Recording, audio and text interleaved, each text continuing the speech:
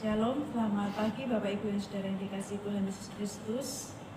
Ya, puji nama Tuhan. Hari ini kita boleh mengucap syukur karena Tuhan memelihara, Tuhan menjaga setiap kita sehingga kita boleh ada dalam keadaan yang sehat. Dan tentunya saya percaya Bapak Ibu setiap hari senantiasa dipelihara oleh Tuhan. Amin. Setiap hari Bapak Ibu senantiasa diberkati oleh Tuhan, disertai oleh Tuhan, dan dilayakkan untuk menghadap hadirat-Nya, sehingga hari ini kita semua ada dalam keadaan yang sehat. Nah, Bapak Ibu Saudara yang dikasihi di dalam Tuhan Yesus Kristus, saat kita berbicara tentang kesehatan, saat kita berbicara tentang keadaan, tentunya kita menginginkan kehidupan kita selalu menjadi lebih baik setiap harinya. Ya, mungkin yang pernah mengalami sakit tentunya merindukan dia akan sehat senantiasa. Yang mengalami berkekurangan tentunya mereka akan berharap mereka akan berkecukupan senantiasa. Yang mengalami permasalahan tentunya mereka semuanya akan berharap bahwa semua masalah itu diselesaikan dengan baik. Dan pada saat pagi hari ini Bapak Ibu yang dikasihi di dalam Tuhan Yesus Kristus, saya percaya bahwa Bapak Ibu mengalami lawatan dari Tuhan, Bapak Ibu mengalami urapan daripada Tuhan, Bapak Ibu mengalami kasih yang daripada Tuhan, sehingga Bapak Ibu dalam keadaan yang sehat, dalam keadaan yang baik, dalam keadaan yang menggembirakan, dalam keadaan yang sukacita. Semua masalah selesai, sakit penyakit diangkat, kekurangan dicukupkan, sakit penyakit Tuhan menolong, dan semuanya yang terjadi saya percaya berkat pertolongan Tuhan. Dan itu tentunya ya tidak lepas daripada pertolongan Tuhan di dalam setiap kehidupan kita. Dan tentunya Bapak Ibu melalui setiap pertolongan demi pertolongan itu kita percaya bahwa kita telah bertumbuh di dalam rohani kita. Kita telah bertumbuh di dalam jasmani kita. Yang kecil menjadi besar, yang besar menjadi dewasa, yang dewasa menjadi tua. Tentunya secara fisik kita semakin kuat, berarti kita semakin bertumbuh. Dan juga di dalam iman, mungkin misalnya yang lalu kita mengalami lemah iman, yang lalu sempat kita jatuh, yang lalu sempat kita undur, yang lalu sempat kita ogah-ogahan beribadah, yang lalu sempat kita malas beribadah. Tetapi saat ini karena Bapak Ibu semuanya hadir di sini pagi hari ini walaupun lewat ibadah online, berarti saya percaya bahwa iman dan rohani Bapak Ibu bertumbuh di dalam Tuhan. Nah, berbicara masalah bertumbuh, kita akan membuka firman Tuhan di dalam kitab Ayub Pasal 8 ayat yang ke-11. Kita akan membuka bersama-sama kitab Ayub pasal 8 ayat yang ke-11. Ya, silahkan Bapak Ibu membaca di rumah atau bisa juga membaca bersama dengan saya. Kita akan membaca pelan-pelan ya. Ayub 8 ayat 11. Dapatkah pandan bertumbuh tinggi kalau tidak dirawat? Atau mensiang bertumbuh subur kalau tidak di air? Ya, saya ulangi sekali lagi. Dapatkah pandan bertumbuh tinggi kalau tidak dirawat? Atau mensiang bertumbuh subur kalau tidak di air? Nah, Bapak Ibu Saudara yang dikasihi di dalam Tuhan Yesus Kristus, kitab Ayub memberikan gambaran tentang bertumbuh. Ya, gambaran kitab Ayub bukan satu gambaran yang muluk-muluk atau sesuatu yang mungkin belum pernah kita lihat ya. Tetapi gambaran ini diberikan oleh Ayub ya. Di dalam kitab Ayub menjadi satu gambaran di dalam kehidupan kita, di mana sekeliling kita ini ya ada contoh-contoh kecil yang bisa menjadi pelajaran hidup bagi kita. Ada contoh-contoh kecil yang bisa menjadi pelajaran di dalam kehidupan orang percaya. Ya, Ayub memberikan contoh ya 2 tumbuhan. Yang pertama adalah pandan, Bapak Ibu ya. Semuanya saya percaya sudah pernah melihat yang namanya tanaman pandan. Bahkan tanaman ini cukup populer di Indonesia karena menjadi salah satu bahan yang dipakai sebagai makanan khas Indonesia. Ya, jadi kuliner Indonesia banyak juga menggunakan yang namanya pandan karena baunya wangi ya. Karena pandan ini berbau wangi, banyak dimanfaatkan untuk membuat makanan khas Indonesia. Nah, saya mengutip dari Kamus Bahasa Indonesia. Ya, pandan itu biasa disebut juga dengan pandan wangi atau biasa juga disebut dengan pohon pandan saja. Ya, nah, Pandan ini memiliki daun yang beraroma wangi dan daunnya merupakan komponen penting dalam tradisi masakan Indonesia dan negara-negara Asia Tenggara lainnya. Nah, tumbuhan ini mudah dijumpai di pekarangan atau tumbuh liar di tepi-tepi selokan yang teduh. Akarnya besar dan memiliki akar tunggang yang menopang. Tumbuhan ini bila telah cukup besar, daunnya memanjang seperti daun palem dan panjangnya dapat mencapai 60 cm. Beberapa varietas memiliki tepi daun yang bergerigi, ya, jadi tepinya daun pandan, ya, ujungnya itu bergerigi seperti ada durinya. Karena kita tidak akan belajar tentang pandan sepenuhnya, saya percaya Bapak Ibu tahu yang namanya pohon pandan, ya, bahkan anak-anak kecil aja sudah tahu. Saya tidak perlu menjelaskan secara detail, mungkin Bapak Ibu sudah lebih pintar daripada saya untuk menjelaskan yang namanya pandan ini. Nah, Bapak Ibu, kita tahu bahwa pandan, ya, pandan itu tumbuhan yang gampang-gampang susah ditanam, ya. Tumbuhan yang gampang-gampang susah ditanam, kenapa? Ketika kita sehari saja terlewat untuk menyiram mereka, ya, mereka akan mati. Ya. Saya pernah punya pandan, ya. Saya pernah punya pandan satu kali, ya. Pandan itu tumbuh subur, tetapi beberapa hari saya lupa menyiramnya. Kemudian saya siram setelah lewat dari 3 hari, saya menyiram dia, ya, secara rutin, tetapi apa yang terjadi, tetap saja dia mati dan akhirnya saat ini tumbuhan itu menjadi mati. Nah, ini gampang susah, sehingga dikatakan bahwa pohon pandan ini harus tumbuh di sekeliling air, ya. Dan paling banyak kalau orang-orang di desa itu dia menanam pandan itu di tepi selokan, ya, di tepi-tepi selokan air, ya, di tepi saluran air, entah itu saluran air dari kamar mandi atau di sawah atau apa, dia pasti akan tumbuh subur. Tapi kalau kita taruh di pot seperti di Surabaya ini, kita harus rajin menyiram. Jangan sekalipun terlambat, kalau terlambat dia bisa mati. Nah, Bapak Ibu Saudara yang dikasih di dalam Tuhan Yesus Kristus, dalam artian begini, tumbuhan pandan ini, ya, dalam pertumbuhannya dia bergantung kepada yang namanya air. Jika dia terpisah dari air sedikit pun, ya, dia akan cepat kekurangan air dan mati. Kenapa? Karena akarnya besar, sehingga dia membutuhkan banyak air untuk bertumbuh, ya. Kalau Bapak Ibu kita lihat tumbuhan dengan akar kecil, dia pasti yang dibutuhkan airnya tidak terlalu banyak. Tapi karena pandan ini akarnya banyak dan besar, ya, dia membutuhkan air yang cukup banyak. Terlambat sedikit kita menyiram, dia bisa mati. Nah, Bapak Ibu Saudara yang dikasih di dalam Tuhan Yesus Kristus, dalam arti begini, pohon pandan ini membutuhkan air untuk dia bisa bertumbuh. Bahkan kalau bisa setiap hari dia harus disiram dengan air, jangan pernah terlambat. Kecuali kalau memang dia tumbuh di tepi aliran air, kecuali kalau memang dia tumbuh di tepi aliran selokan, ya, tanpa disiram pun dia pasti akan bertumbuh karena setiap hari dilalui oleh air dan akarnya bisa mengambil di situ. Nah, kemudian Bapak Ibu Saudara yang dikasih di dalam Tuhan Yesus Kristus, tadi kita katakan, dapatkah pandan bertumbuh tinggi kalau tidak dirawa? Ya, jadi rawa itu maksudnya yang memang tergenang dengan air secara terus-menerus. Artinya apa?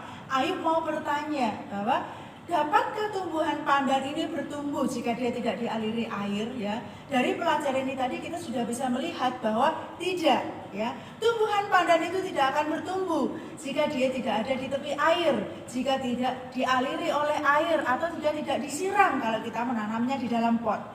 Nah, kemudian Bapak Ibu yang dikasih dalam Tuhan Yesus, yang kedua, ya, perumpamaan apa yang diberikan di dalam kitab Ayub, ya, mengenai pertumbuhan ini, mengenai satu kata yang bernama bertumbuh, ya. Yang kedua adalah mensiang, ya.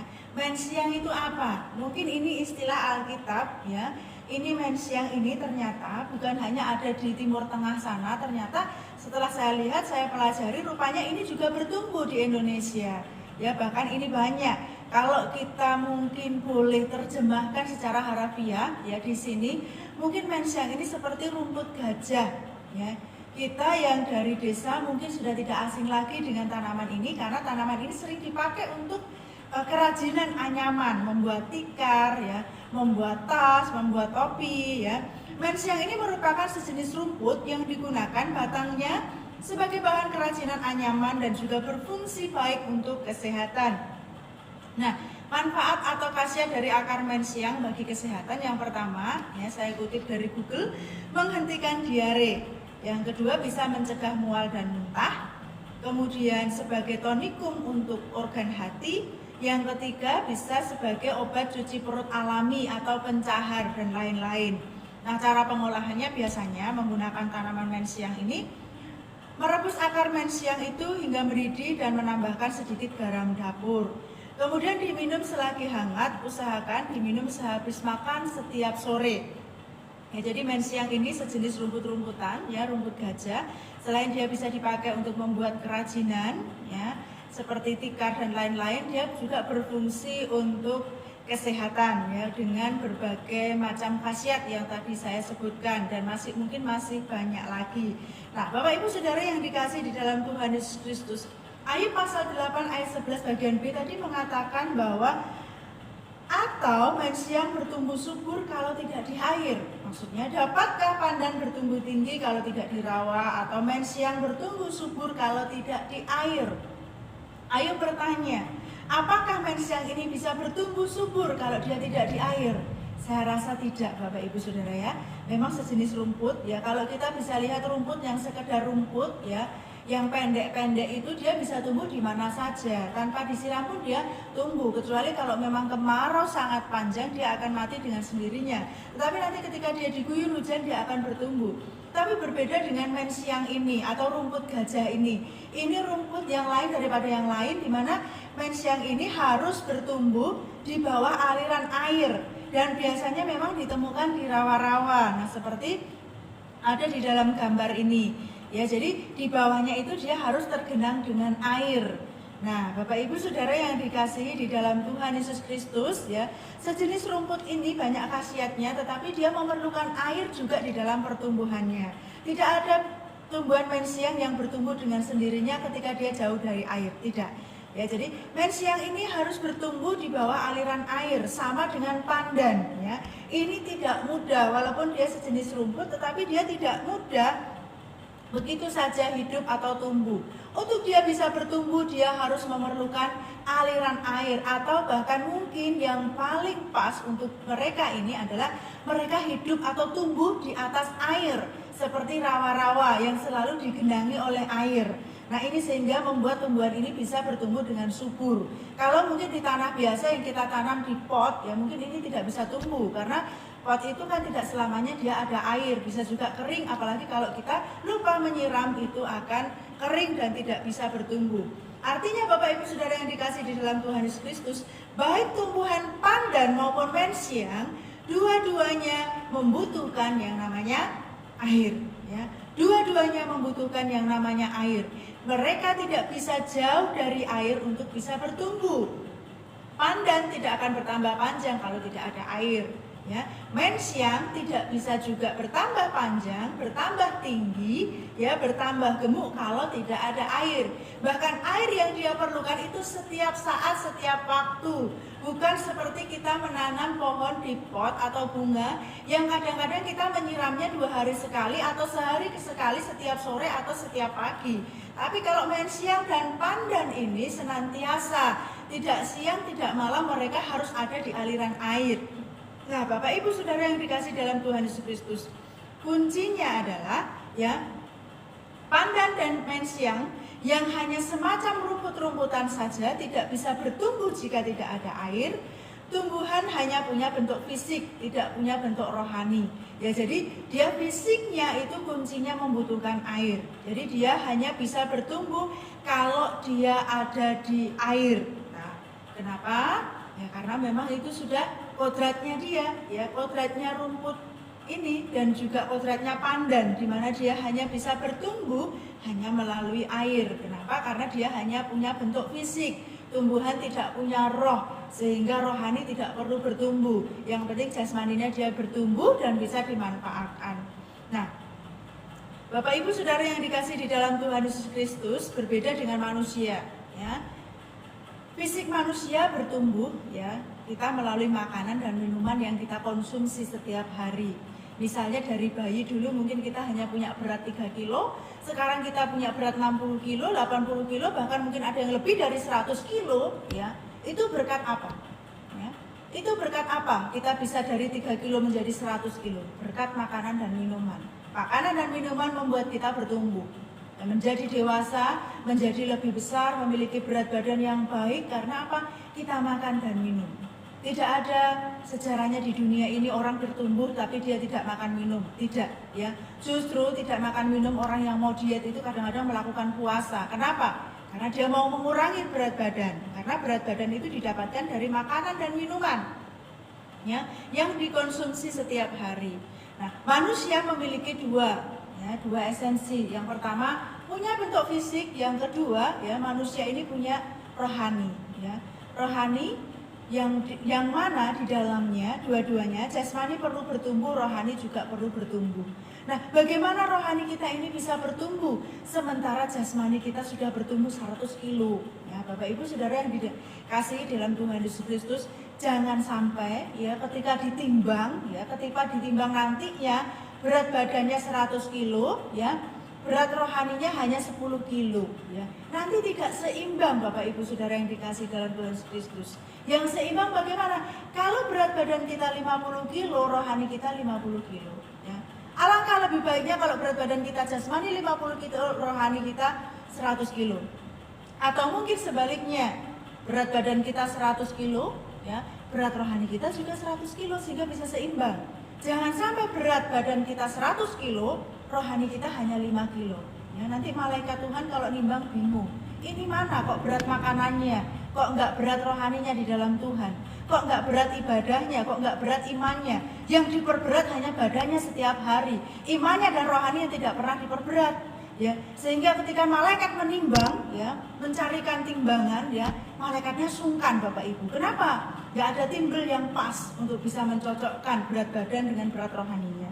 Nah, Bapak Ibu Saudara yang dikasihi dalam Tuhan Yesus, tentunya Bapak Ibu mau kan untuk bertumbuh? Belajar bertumbuh, Bapak Ibu mau belajar bertumbuh? Ya, mari kita sama-sama belajar bersama-sama. Bagaimana manusia bertumbuh secara rohani? Bagaimana manusia rohani kita ini bisa bertumbuh? Yang pertama Bapak Ibu bisa lihat di dalam Efesus pasal 4 ayat yang kelima, ya. Efesus pasal 4 ayat yang kelima. Silakan Bapak Ibu membuka Alkitab, ya, dan bisa juga Bapak Ibu membaca bersama-sama dengan saya. Kita akan baca bersama-sama Efesus 4 ayat yang ke-15. Tetapi dengan berpegang teguh kepada kebenaran di dalam kasih, kita bertumbuh di dalam segala hal ke arah Dia Kristus yang adalah kepala. Ya, yang pertama bagaimana supaya kita bisa bertumbuh? Ya, tentunya kita harus berpegang kepada kebenaran di dalam kasih. Ya, sudah jelas di sini dikatakan, tetapi dengan teguh berpegang pada kebenaran di dalam kasih. Nah, kita hanya bisa bertumbuh kalau kita berpegang teguh pada kebenaran. Maksudnya seperti apa Bapak Ibu berpegang teguh kepada kebenaran? Berpegang teguh kepada kebenaran itu bukan sesuatu yang sulit. Berpegang teguh kepada kebenaran itu adalah hal yang mudah. Maksudnya begini, ketika Bapak Ibu mengalami segala sesuatu, ya, patokan atau cara penyelesaian masalah Bapak Ibu itu adalah Kristus. Cara penyelesaian masalah Bapak Ibu itu adalah kasih di dalam Tuhan. Cara penyelesaian di dalam masalah Bapak Ibu itu adalah kebenaran firman Tuhan. Maksudnya seperti apa? Ketika kita bermasalah dengan orang lain, ya, selesaikanlah masalah itu dengan kasih. Itu caranya kita berpegang kepada kebenaran. Jangan menggunakan akal pikiran kita. Jangan kita keluar dari jalur kebenaran firman Tuhan. Kemudian yang selanjutnya misalnya ketika kita menghadapi yang namanya masalah sakit penyakit, ya, berpegang teguhlah kepada kebenaran firman Tuhan. Ya. Selain kita berobat, ya, kita berdoa kepada Tuhan, jangan berdoa kepada yang lain. Atau mungkin kita melakukan hal-hal yang di luar kebenaran firman Tuhan. Cari orang pintar untuk bisa menolong kita sembuh dari sakit. Ya. Nah, Bapak Ibu, itu yang namanya aneh kalau orang percaya pergi ke orang pintar untuk menyembuhkan sakit penyakit sementara dia pergi ke dokter. Itu salah. Ya, sementara kita pergi ke dokter, kita berdoa kepada Tuhan. Itu caranya kita berpegang teguh di dalam kasih, di dalam kebenaran. Nah, dan mungkin kita mengalami masalah perekonomian yang cukup berat. Karena kita tahu masa pandemi ini membawa dampak yang luar biasa bagi kehidupan orang percaya. Bagaimana caranya kita berpegang teguh? Ya berharap saja sama Tuhan, beriman kepada Tuhan, lakukan pekerjaan yang halal, lakukan pekerjaan yang baik, jangan mengambil jalan pintas.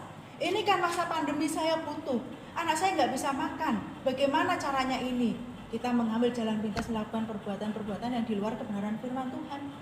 Mencuri, misalnya, ya, menipu, berkata tidak jujur, bohong, ya, hanya untuk mendapatkan uang. Nah, itu salah Bapak Ibu.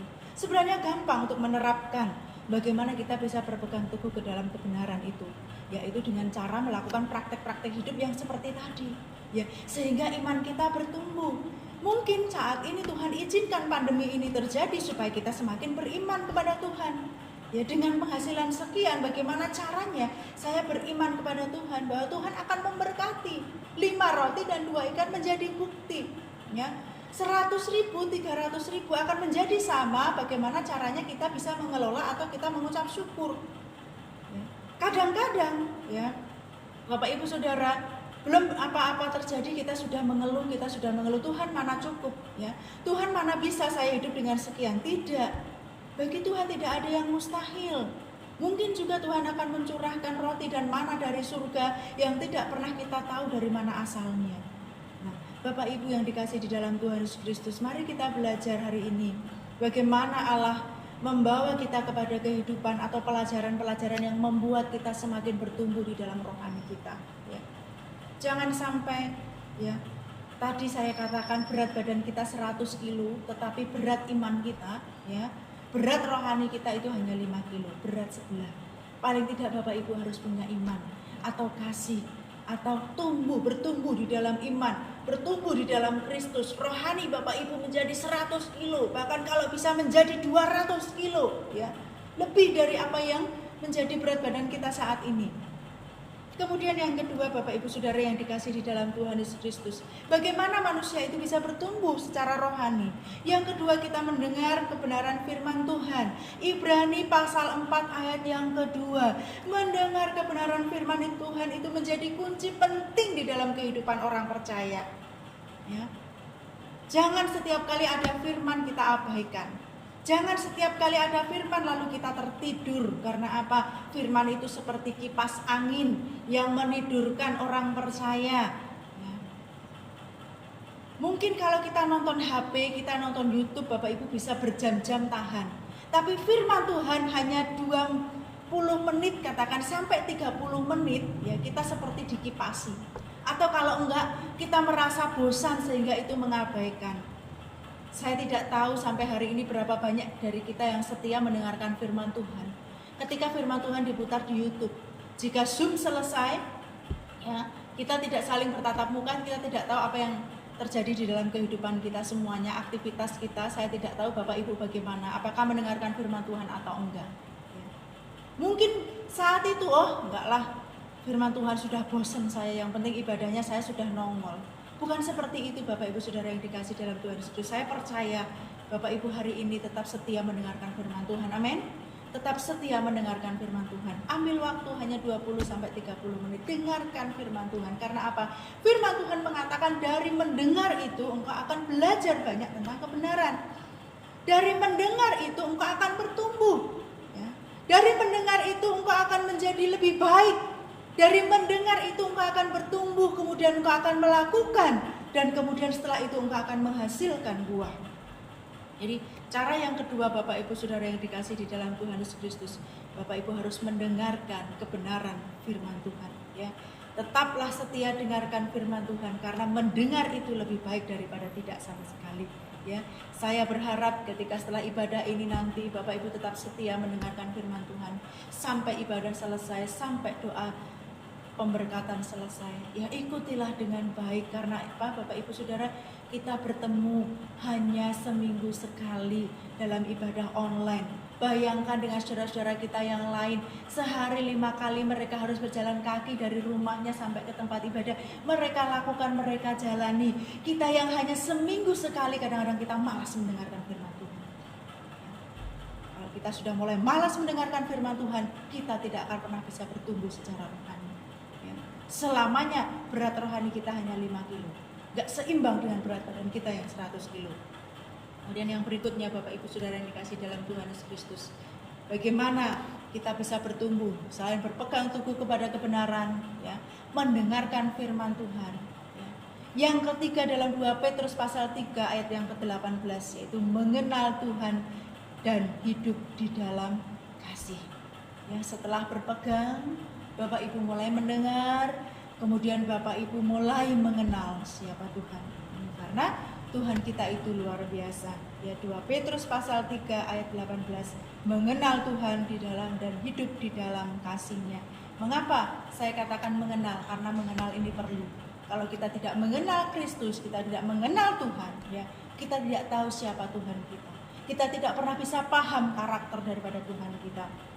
Ya, katakan seperti ini, Tuhan, saya ini sudah minta kepadamu selama 5 tahun, 6 tahun. Tapi kenapa sih Tuhan tidak menjawab? Kalau kita berkata seperti itu berarti kita tidak mengenal Tuhan kita, Bapak Ibu. Ya. Kalau kita mengenal Tuhan kita, ya, komentar kita bukan seperti itu. Tuhan, aku sudah minta kepadamu 5 sampai 6 tahun. Tetapi engkau belum menjawabnya karena aku tahu bahwa engkau tahu memberikan yang terbaik bagi saya. Kalau kita mengenal Tuhan, ucapan kita pasti akan seperti itu. Berbeda dengan yang pertama tadi. Yang pertama tadi kalau kita, Tuhan saya sudah meminta 5 sampai 6 tahun. Kenapa Tuhan belum menjawab? Berarti kita tidak pernah mengenal Tuhan. Kalau kita mengeluarkan pernyataan yang seperti itu, Bapak Ibu Saudara, ya. Mengenal Tuhan itu harus dilalui dengan praktek kehidupan sehari-hari. Sehingga ini membuat iman kita semakin bertumbuh di dalam Tuhan. Karena bertumbuh itu perlu. Kalau kita tidak bertumbuh, ya, kita tidak akan pernah menikmati yang namanya kasih dan kuasa Tuhan. Kalau seandainya kita punya bayi, bagaimana kalau bayi itu tidak bertumbuh? Umur 0 usianya, ya, berat badannya 3 kilo. Kemudian umur 10 tahun berat badannya 3 kilo. Apakah kita sedih, Bapak Ibu? Pasti kita akan sedih. Begitu juga dengan Bapak kita di surga. Pertama kali kita mengikut Kristus, ya, 30 tahun yang lalu, 20 tahun yang lalu, rohani kita ini 3 kilo. 10 tahun kemudian, 20 tahun kemudian, ya, tetap saja 3 kilo atau hanya 5 kilo. Tuhan akan sedih, berarti Tuhan akan melihat bahwa kita tidak bertumbuh di dalam Dia. Kita tidak pernah belajar mengenal Tuhan. Kita tidak pernah belajar berpegang pada firman Tuhan. Kita tidak pernah belajar mendengar firman Tuhan. Melalui praktek hidup sehari-hari kita mengadakan semuanya itu. Nah, Bapak Ibu Saudara yang dikasih di dalam Tuhan Yesus Kristus, bagaimana manusia itu bisa bertumbuh secara rohani? Hanya 3 yang perlu kita kerjakan. Berpegang pada kebenaran firman Tuhan, mendengar firman Tuhan, kemudian mengenal Tuhan, dan hidup di dalam kasih. Nah, kesimpulannya Bapak Ibu Saudara yang dikasih dalam Tuhan Yesus Kristus, untuk bertumbuh besar pandan dan mesyang perlu air. Untuk bertumbuh besar seorang bayi perlu susu dan makanan bergizi. Untuk bertumbuh besar rohani manusia perlu berpegang, mendengar dan mengenal Tuhan. Bapak Ibu Saudara yang dikasih di dalam Tuhan Yesus Kristus, saya percaya hari ini Bapak Ibu dan saya akan mulai bersama-sama mengambil satu komitmen bahwa kita tetap mau berpegang kepada firman Tuhan, mendengar firman Tuhan dan mengenal Tuhan di dalam kasih supaya kita bertumbuh. Ya. Tanyakan pada diri sendiri, berat badan Anda berapa saat ini melalui makanan dan minuman yang Anda konsumsi, yang Bapak Ibu Saudara semua konsumsi. Kalau kita 60 kilo, ya, marilah kita membuat rohani kita bertumbuh lebih besar daripada jasmani kita, yaitu menjadi 100 kilo. Kalau jasmani kita 60 kilo, rohani kita 100 kilo. Amin. Ya, di nama Tuhan, mari kita berdoa. Tuhan Yesus Allah Bapa kami yang bertahta di dalam kerajaan surga, syukur dan terima kasih buat berkat kasih setia dan rahmat-Mu di dalam hidup kami. Kami menyerahkan Tuhan seluruh kehidupan kami saat ini. Biarlah kami diberkati dengan kebenaran firman-Mu. Kami semuanya mau bertumbuh dengan cara berpegang pada kebenaran firman Tuhan, mendengar firman Tuhan dan mengenal Tuhan di dalam kasih. Terima kasih Bapa, terima kasih Yesus buat perumpamaan yang sudah Tuhan berikan bagi kami, menjadi pelajaran bagi kami untuk kami semakin bertumbuh di dalam Tuhan. Bahwa tanpa firman Tuhan kami tidak bisa bertumbuh. Dalam nama Yesus kami berdoa.